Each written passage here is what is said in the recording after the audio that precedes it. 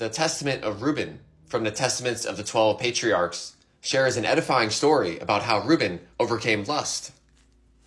If you remember, Reuben, the firstborn of Jacob, or Jacob, slept with his father's concubine, Bilhah. Besides losing his birthright to Yahusif, or Joseph, there is not much written in the common scriptures about this event. We find more in Yobalim, or Jubilees, and the Testament of Reuben. The copy of the Testament of Reuben, even the commands which he gave his sons before he died in the 125th year of his life. 2 years after the death of his brother Yahusif, when Reuben fell sick, his sons and his sons' sons were gathered together to visit him. And he said to them, "My children, behold, I am dying, and I go the way of my fathers." And seeing his brothers Yehuda and Gad and Asher there, he said to them, "Raise me up, that I may tell to my brothers and to my children what things I have hidden in my heart. For behold, now at length I am passing away." And he arose and kissed them, and said to them, "Hear, my brothers and my children, give ear to your father Reuben in all commands which I give you.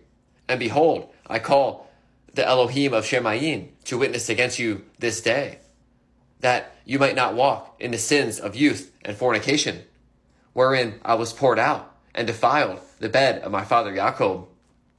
And I tell you that he struck me with the sore plague in my loins for 7 months. And had my father Jacob not prayed for me to Yahuwah, Yahuwah would have destroyed me. For I was 30 years old when I worked the evil thing before Yahuwah, and I was sick to death for 7 months. And after this I converted with set purpose of my nefesh, or soul, for 7 years before Yahuwah. And I did not drink wine and strong drink, and flesh did not enter into my mouth. And I did not eat pleasant food, but I mourned over my sin, for it was great, such as had not been in Yisrael. Everyone will have to suffer due to their iniquities, but better to be in this life than the life to come. To save time, I'm going to skip around to some points that I believe can help those who are currently struggling with lust or fornication. Jumping to chapter 3. And so perishes every young man, darkening his mind from the truth, and not understanding the law of Elohim, nor obeying the admonitions of his fathers, as also befell me in my youth. And now, my children, love the truth, and it will preserve you. Hear the words of your father Reuben. Pay no heed to the face of a woman, nor associate with another man's wife, nor meddle with affairs of womankind. For had I not seen Bilhah bathing in a covered place, I would not have fallen into this great iniquity. For my mind, taking in the thought of a woman's nakedness, did not permit me to sleep until I had worked the abominable thing. For while our father Jacob had gone to his father Yitzhak, when we were in Ader, near to Ephrath in Beth Lechem, Bilhah became drunk, and was asleep uncovered in her chamber. Therefore, having gone in and beheld her nakedness, I worked the impiety without her perceiving it, and leaving her sleeping, I departed. And immediately a messenger of Elohim revealed to my father concerning my impiety, and he came and mourned over me, and touched her no longer. Pay no heed, therefore, my children, to the beauty of women, nor set your mind on their affairs, but walk in singleness of heart, in the fear of Yahuwah, and expend labor on good works, and on study, and on your flocks, until Yahuwah gives you a wife, whom he will, that you do not permit as I did. For until my father's death, I did not have boldness to look in his face, or to speak to any of my brothers, because of the reproach. Even until now, my conscience causes me anguish on account of my impiety. And yet my father comforted me much, and prayed for me to Yahuwah, that the anger of Yahuwah might pass from me, even as Yahuwah showed. And from then until now, I have been on my guard, and have not sinned. Therefore, my children, I say to you, observe all things, whatever I command you, and you will not sin. For the sin of fornication is a pit to the nefesh, or soul, separating it from Elohim, and bringing it near to idols, because it deceives the mind and understanding, and leads young men into Hades before their time. For fornication has destroyed many, because though a man may be old or noble, or rich or poor, he brings reproach on himself with the sons of men, and derision with Belial. For you heard regarding Yahusif how he guarded himself from a woman, and purged his thoughts from all fornication, and found favor in the sight of Elohim and men. For the Egyptian woman did many things to him, and summoned magicians, and offered him love potions, but the purpose of his nephesh omitted no evil desire. Therefore the Elohim of your fathers delivered him from every evil, and hidden death. For if fornication does not overcome your mind, neither can Belial overcome you. Mishli, or Proverbs, chapter 9. The fear of Yahuwah is the beginning of Hokmah, or wisdom, and the knowledge of the Kodesh One is understanding. For by me your days become many, and years of life are added to you.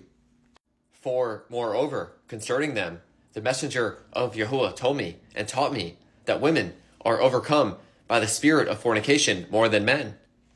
And they plot against men in their heart, and by means of their adornment they first deceive their minds, and by glance of the eye instill the poison, and then through the accomplished act they take them captive.